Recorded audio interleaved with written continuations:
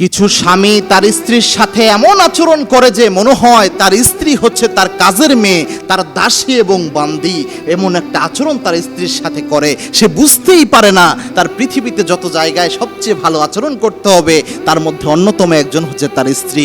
তার স্ত্রী যে আল্লাহ রাব্বুল আলামিনের আদেশ অনুযায়ী ওয়া আশিরুহুন্না বিল মারুফ, আল্লাহ যে কোরআনের আয়াত নাজিল করেছেন যে তোমার স্ত্রীর সাথে সর্বশ্রেষ্ঠ আচরণ তুমি ব্যবহার তুমি তোমার স্ত্রীকে প্রদান করো।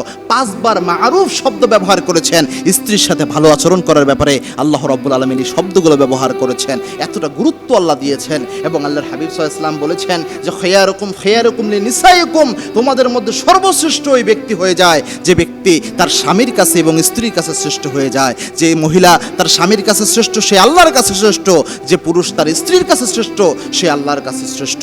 সুতরাং আমাদের উচিত হচ্ছে কাউকে দাসী বান্দি মনে না করা। স্বামীরা যেমন স্ত্রীকে এরকম মনে করবে না, স্ত্রীরাও তার স্বামীকে মনে করবে না যে আমার স্বামী শুধু চাকরের মতো খেটেই যাবে আর আমার পরিবারের জন্য করেই যাবে, তার কোনো কষ্ট নাই, তার কোনো সুখ দুঃখের কোনো কিছু নাই। এরকম আচরণ যেন আমাদের মধ্যে না হয়। আমরা যেন একজন আরেকজনের কষ্টটা বুঝতে পারি, একজন আরেকজনের প্রতি রহমদিল হই, তাহলে এই পরিবারটা জান্নাতের পরিবার হিসেবে আল্লাহ কবুল করে নেবেন।